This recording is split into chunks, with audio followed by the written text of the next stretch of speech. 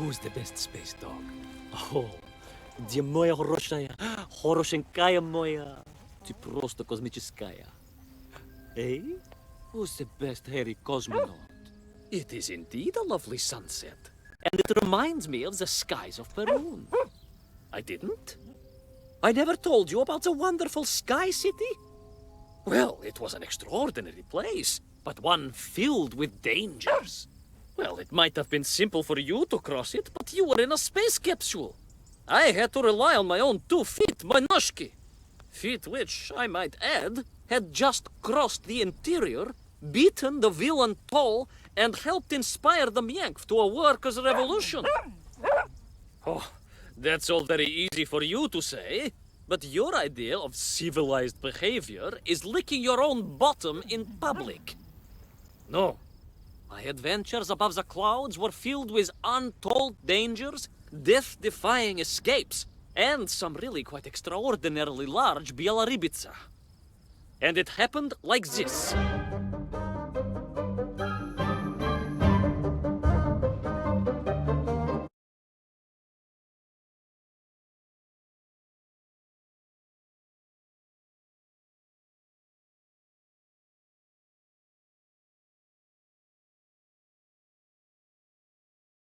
Weeks had passed since I left Plutonia, and one evening, exhausted, I simply fell asleep at the foot of a strange windmill. And when I awoke, well, that thought didn't cross my mind. I was exhausted after all. This is besides the point, my nosy canine friend. What matters is this. When I awoke, the windmill and the ground around it had been carried high into the air. What magic was this? Что за магия? As unlikely, perhaps, as a suitcase-sized dog orbiting the center of the Earth for many years. Quite.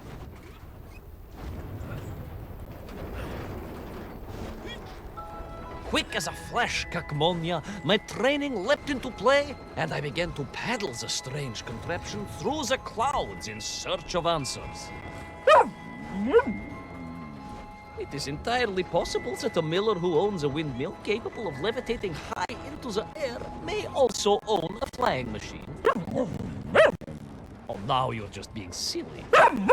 May I continue my recounting of how I sailed over the sky gardens towards the mystical city of Peru? Oh, I must, my moj ušati drug. I must.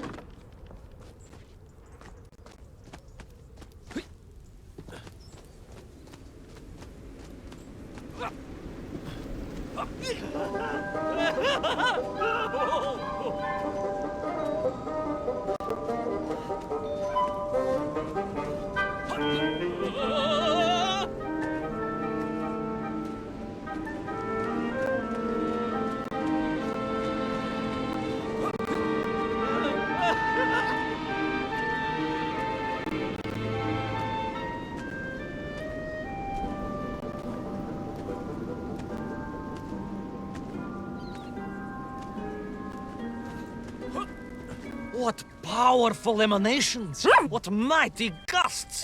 What an epic shkval! They reminded me of Cousin Pavel, yes! But whereas his rearward zephyrs could curdle milk and tarnish the teaspoons, these magical wafts only serve to carry me aloft and onwards.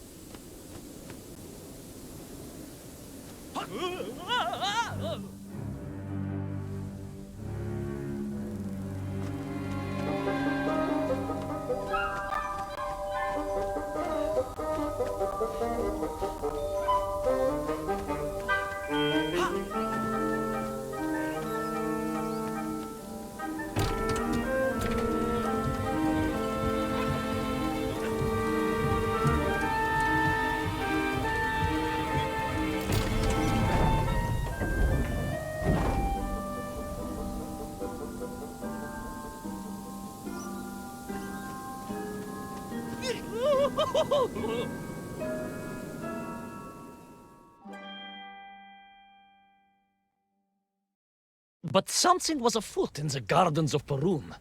This horrid muck staining the surfaces and making my nose curl. Yes, it was positively Pavilion in scent. But it did not belong here. I think I once told you of Auntie Masha's passionate encounter in a cable car with the manganese entrepreneur from Chiatura. Now, Auntie Masha told me that there was a disagreeable stain and smell all around those factories and smelting works. Our industry is not without its dangers. Could it be that the once bucolic gardens of Perun were being corrupted by unchecked pollution? After all, science is a double-edged sword, my bristly confidant. Consider Zemikov. Of course. I apologize. Прошу прощения. Two-headed dogs is perhaps a rather insensitive analogy, but not without justification in this instance. I have seen the blemished lands around Norilsk, but I could not believe that I would find such pollution here. But this was nothing to the true horror of what was shortly to unfold.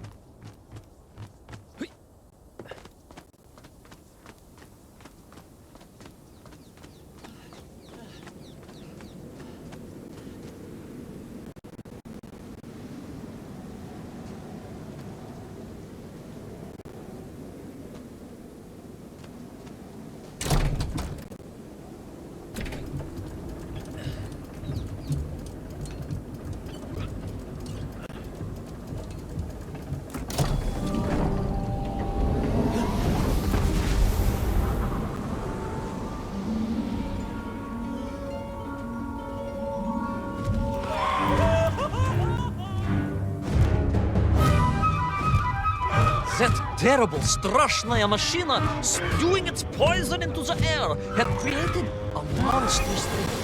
A being. A malignant spoiler of the noble and pure. And it had taken on the form of its prey. Well, of course. No, конечно, I was the prey. The citizens of Perun had clearly long since fled the evilly sentient smog, but I inadvertently wandered into its lair. Oh, I know. Misfortune seemed to dog me. Oh, sorry, I do apologize. To follow my every footstep. But no time to ponder, no time to bemoan the hand that fate had dealt me. No, all that was on my mind was escape, конечно.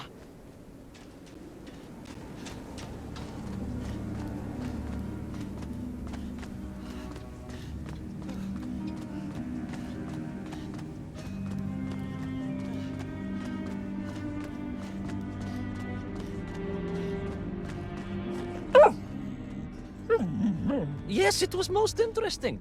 The windmill seemed to be from an earlier age.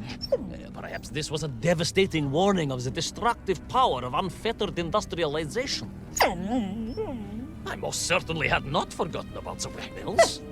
I did not get carried away. You are missing the point. Perhaps because you are only a small dog.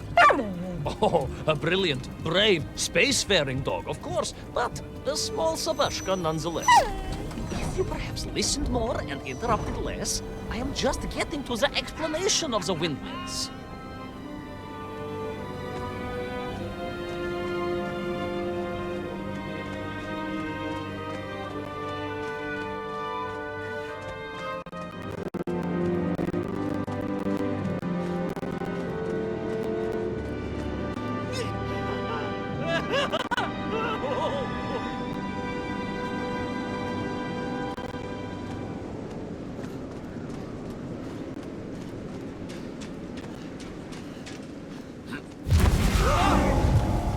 My stinky nemesis was back.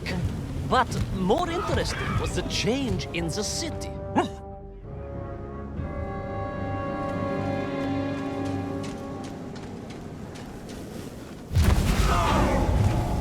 My stinky nemesis was back. But more interesting was the change in the city. The windmills were fading out, clearly obsoleted, mothballed, relics. Instead, a sense of an obsession with power was apparent.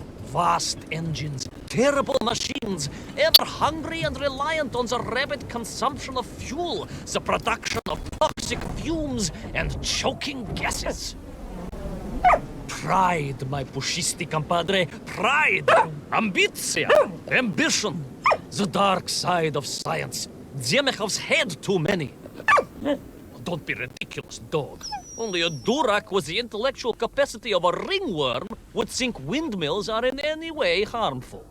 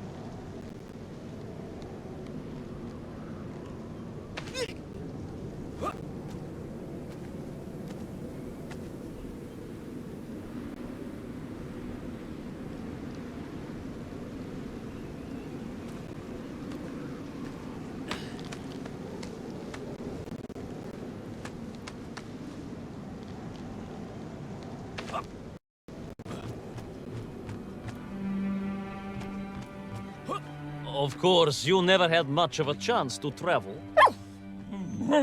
Sarcasm doesn't suit you. You don't have the tail for it. You do do at least have a tail. Mind you, family gossip maintained that so did Uncle Rabliem.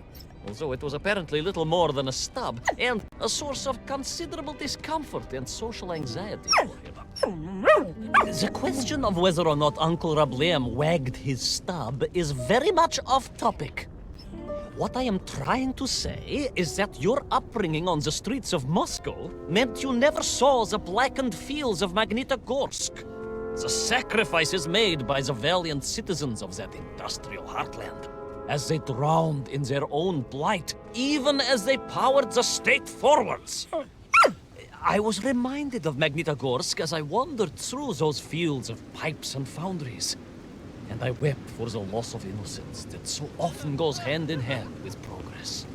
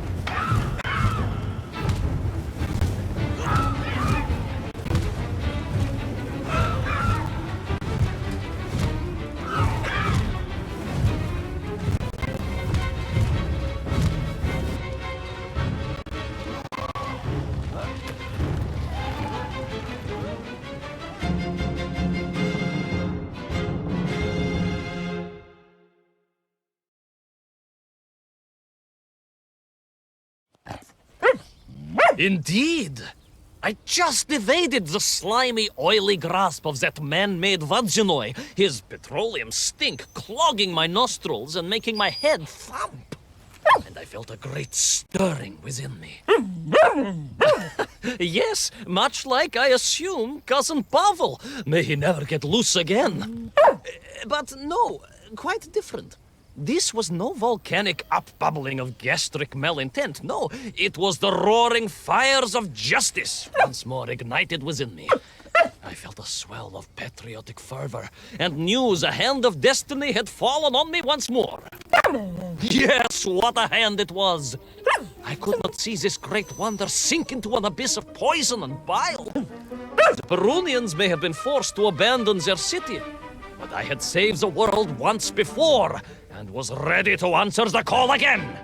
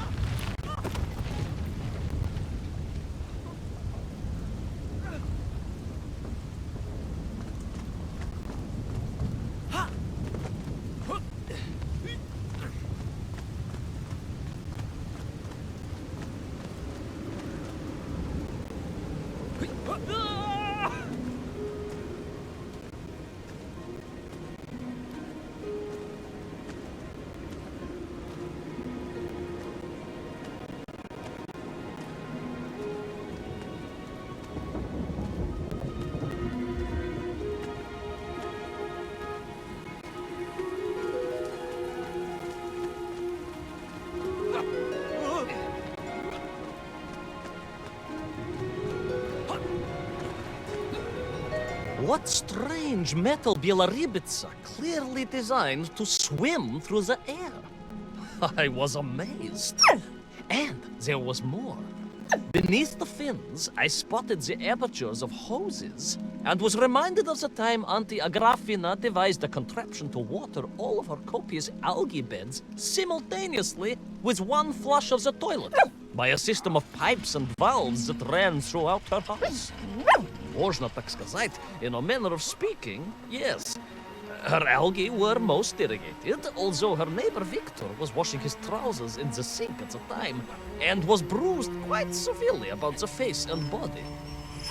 But these were no ordinary flying metal fish. They were designed to expel air, fresh air, and push back the polluted clouds.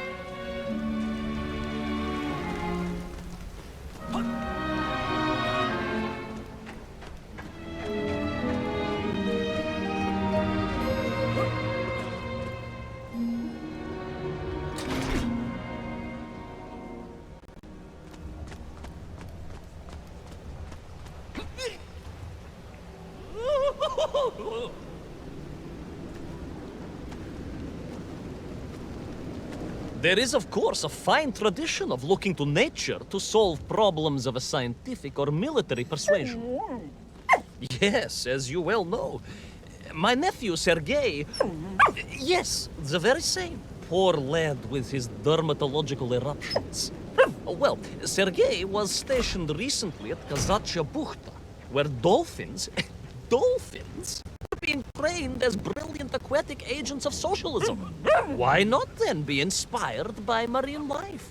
Why, there is a fish, I have heard, that can shoot jets of water from beneath the surface to knock its prey off little tiny twigs and into its mouth. If you were to tell the average mushroom sheriff that a dog would orbit the earth, I suspect you would receive a similarly sneering response. No, that is because you are a small, hairy hound of uncertain parentage. I, on the other hand, am a cosmonaut, the product of many months of training, and I realized the answer to pollution was here all along. The Peronians, tragically, had simply never had time to finish their fleet. If only I could find a working, flying fish. If only. If only. Yes. If only.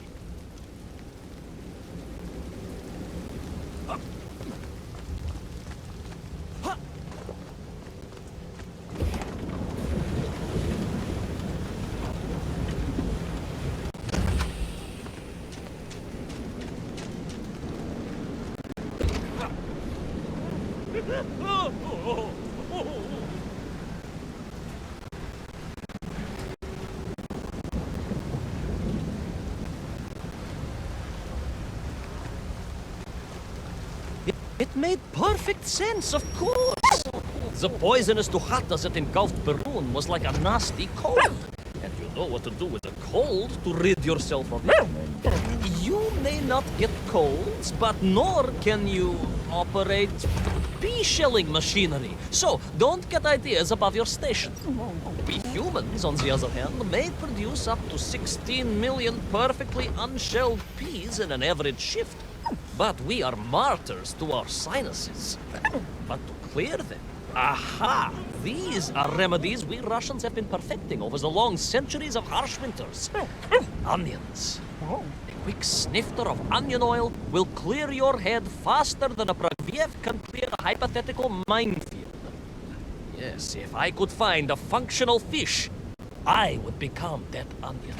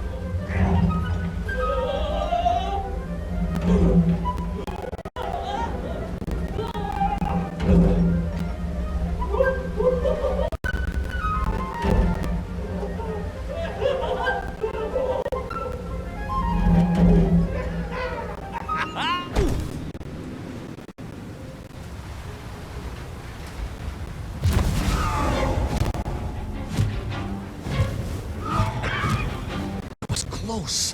I could feel it. Yes, the working fish, the ribka.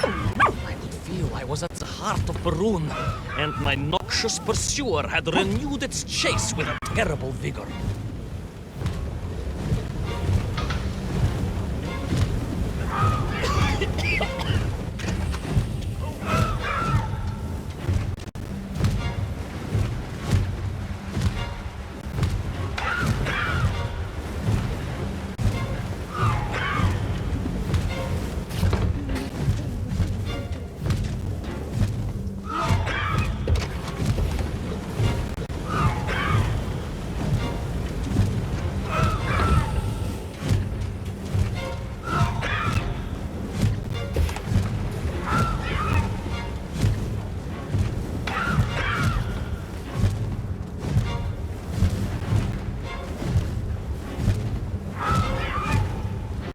Not far now.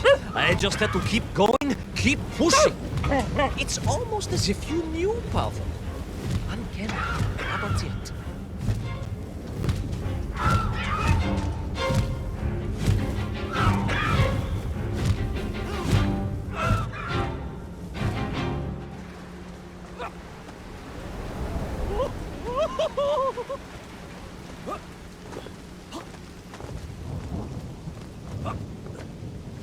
There she was, a beautiful sight. Her scales shimmering in the sunlight, her fins poised for action, her onion cannons primed for a great aerial conflict unseen in the annals of human endeavor. And you are just jealous it was a bigger flying machine than yours. No, my bilious pal. It was time for science to fight back. Yes, my hairy compatriot. Paechale! Onwards to victory!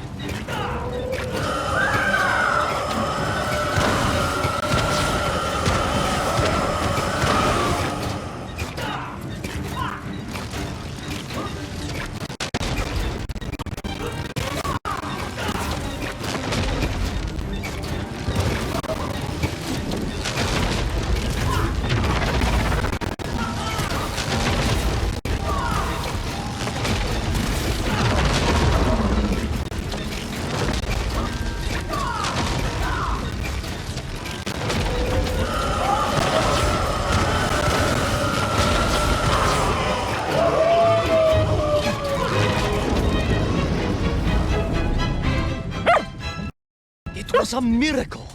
I found myself swooping through beautiful clear skies, the strange interior sunlight gleaming on the sides of my fishy vessel.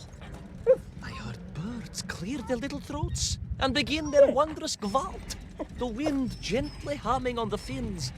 And then, all of a sudden, under it all, well, you see, in my hurry, it didn't even occur to me to check how much fuel was carried in the strange craft.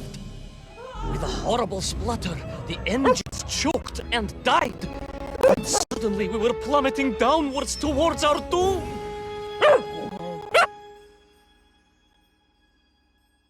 I did not. A simple mistake that many have made. Why, my Aunt Agrafina met her untimely demise being late for a fungal sculpting seminar and making exactly the same error. Only, unfortunately, it left her stranded in sub-zero temperatures just outside Pravachitsinsk. She wasn't found until 18 years after her own funeral, but was perfectly preserved. Remarkable, really. It is beside the point, yes. So, there I was. My fabulous ship had become a terrible prison. I was hurtling to my almost certain death. My triumph turned to tragedy. But then... well, you know what happened next. Even so, boy magnati drug, that is a story for another time. A most extraordinary story, of course, filled with dangers and wonders, and canals, and invasions, and strange doorways to other worlds. But perhaps too long a story for now. Yes, indeed, my canine tavarish. Time for soup. Auntie Agrafina's famous borscht. Coming? You know, I think you really did have the happier time in Peru. The benefits of being a suitcase-sized dog in a little space machine, perhaps. Ah, yes, the correct term is indeed capsule, as I told the general once. Why, a letter just the other week? He's thinking of retiring, he says. Yes, and moving to Bashkiria to nurture bees. Bees? It surprised me too. I thought if animal husbandry was to be his passion, it would be a large, manly animal like elk, or bears, or a caban. Perhaps the bees he is thinking of are particularly militaristic. Or stingy, yes. Did you want bread with your soup? In which case, there's half a tin of old beef you could also finish. Somewhat gray, but I'm sure it won't taste awful. Yes, my four-legged associate. Now, did I ever tell you the story of when Uncle Rablien got his stub ensnared in the seat of a wicker chair in the finest fish restaurant in the whole of Taliatsia?